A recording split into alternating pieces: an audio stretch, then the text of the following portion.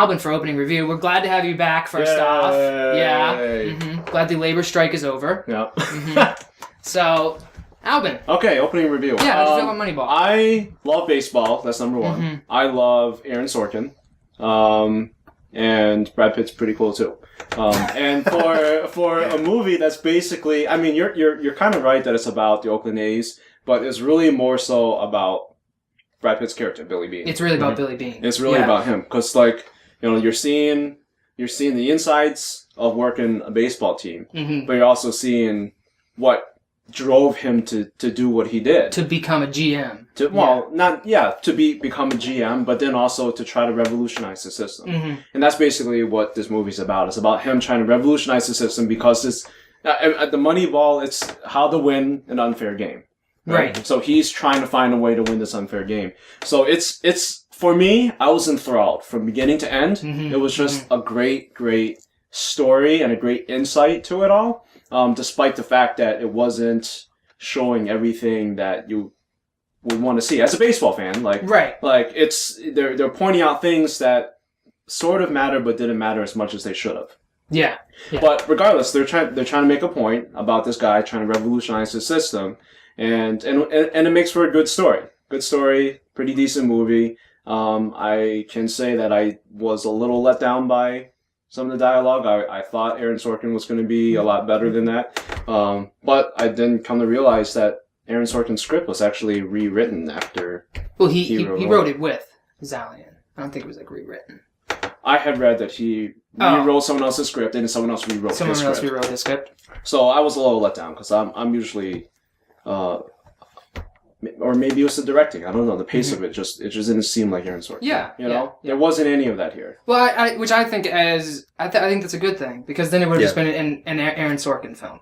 I think this was a movie that was written by a very good writer, but this is not an Aaron Sorkin film. Okay, like you said, you know. For me, I would completely agree with what you said about being completely enthralled from beginning to end with this film. For me, this is we'll just go three weeks in a row. This is the best film I've seen all year. I mean, easily. Steve and I called it. I love this film from beginning to end. Shove that money. This is honestly, and I may be riding a high right now, but we've been talking about how there hasn't been a great movie this year yet. Like a movie I want to go back and see in the theater again. Okay. This is it for me. Oh yeah. This is the movie I'm going to go see again. For me, I haven't put it on flickchart yet, because I am afraid that it's just gonna go crazy, so high up. I mean, I'm trying to compare it to other sports films, and I'm like, yeah, it's better than that. It's better than that. But what I really appreciate what you said. This is a story about Billy Beane. Yeah. This is a story about a man finding his own identity and being comfortable with himself and his past more than anything. I think. Yeah. Probably my favorite scene actually in the movie is when he first takes his daughter and they go and get the guitar and she just kind of sings to him, and I think Brad Pitt deserves an Oscar for this film because he managed to convey such an internal conflict when he's just watching his daughter because he's wrestling with, this is what he loves, this is what he realizes he's been successful with, but he doesn't want to give up baseball. You know, and it's just, this film from beginning to end is brilliant. I think just perfect. I loved it. Steve, what do you think? I agree with you. I think just come on and say it. Come on. Well, no, I agree. It's a brilliant film. There's nothing to say to make me I can't find a flaw in it. I love this movie. I think even though it's not an Aaron Sorkin, it's not Aaron Sorkin dialogue, it's still good dialogue. It's still well written. Yeah. The problem I had with the movie is that it's about baseball. Let him speak a piece, then we'll tear him down. I have a hard time getting excited about it. I felt like I was missing out while watching it, because I was like, well, I can't connect on the level of, this is a sport I love too.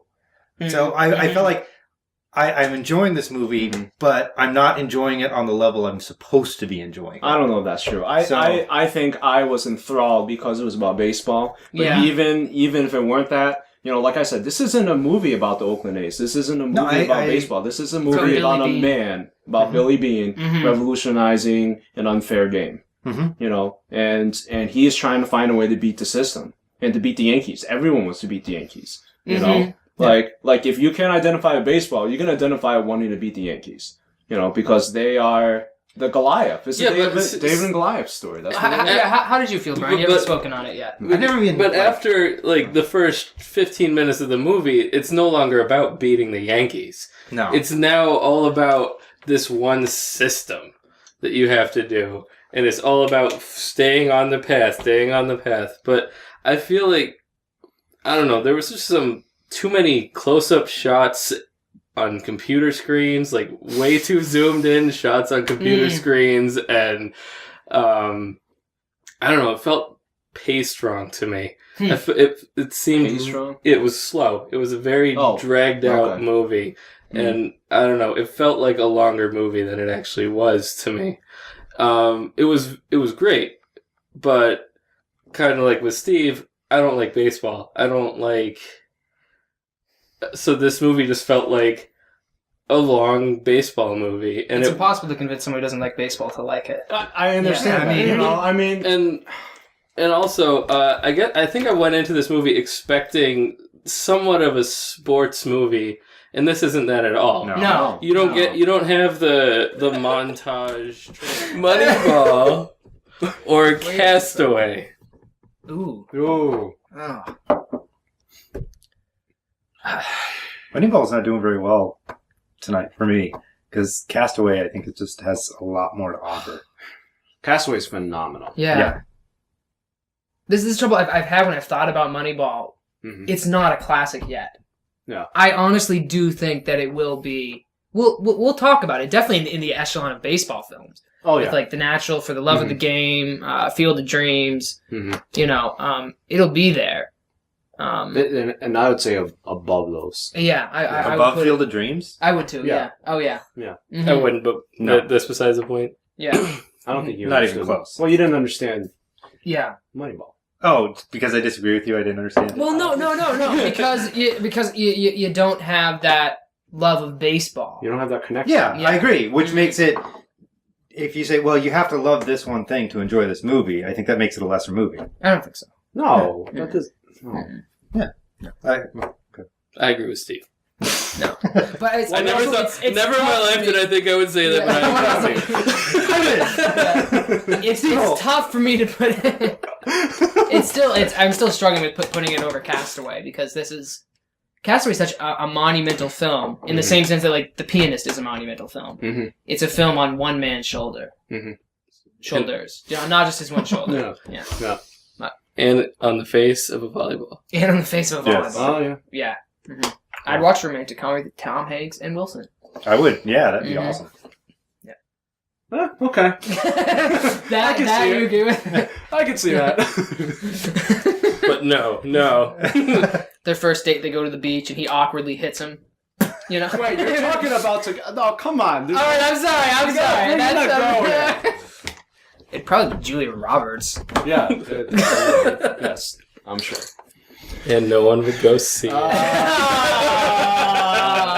I don't know. Yeah, Castaway is definitely a classic. Mm-hmm. I think it actually didn't do really well when it first came out. No, it did pretty well, money-wise, which was surprising. I felt like it actually got panned a lot by a lot of people. Yeah, there were a lot of people that didn't like it. Yeah, but that...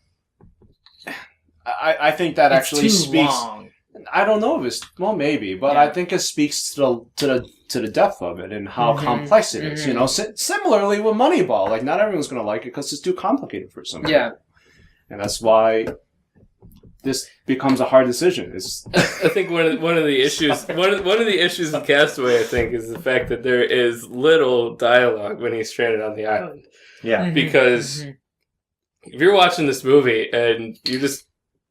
A lot of times people go to the movie, they want people to interact with each other. And when there's a guy by himself with a volleyball is the only form of human companionship, it's not going to fly for a lot of people. No. It's tough to watch a movie without that. I mean, that's the same thing we watched Valhalla Rising last week. It's tough to watch a movie, but I think with Castaway, there's a reason why there's no dialogue, so people are willing to accept it. With Valhalla Rising, there's people all over the place, and they're just not talking to each other. It's frustrating. No. You know, it's a stylistic choice. Whereas it's a story choice. Right. I would almost say that WALL-E is probably one of the best movies in terms of like actually no dialogue for the first 2/3 of the movie, and then it managed to tell a story without. I mean, it's even in some ways it's even more of a silent film than the silent films because they would at least have. They still had to capture that sense of dialogue with their caption screens. And all you hear is Wally and Eva for a long time in that movie. But I would probably have to pick Castaway over Moneyball. I would definitely pick Castaway over Moneyball. They're both challenging films. And I think I don't want to pick it. Yeah, I don't. I'm having a hard time. I honestly think that for me, Moneyball is a little bit more entertaining. That's because I connect with it so much more. Like, I don't know. I think if I had a choice to sit down and watch a film on any given night, I'd probably be much more inclined towards Moneyball because it's baseball. I'm seeing Brad Pitt. I'm seeing good acting. And the chemistry, which puts it over the top of seeing one man struggle with being alone and trying to survive, which is still really interesting, but it's not even as good as watching Bear Grylls, trying to survive because he's like talking to the camera. Bear Grylls is talking to you. Yeah, and that's the point of like you're supposed to be getting talked to by him, and in this movie you're not getting talked to by him. Also, Bear Grylls then goes and stays in a hotel every night, so. The cameraman has to do everything he does. Yeah, that's true. Anyways, I'm gonna vote for Moneyball for this one. I would too as well in my heart, but I know we're not going to be able to convince these two guys to swing the other way. Yeah, you know what I mean. So okay, I got you. For the group, one of us has to bend, and I'll bend to Castaway, with the sense that Moneyball isn't a classic yet. Yeah, it's not a classic. Yeah, in 2 weeks, I'm going to fight you guys to the death if it comes up again. All right. That's all it takes to be classic. 2 weeks. 2 weeks. 2 weeks.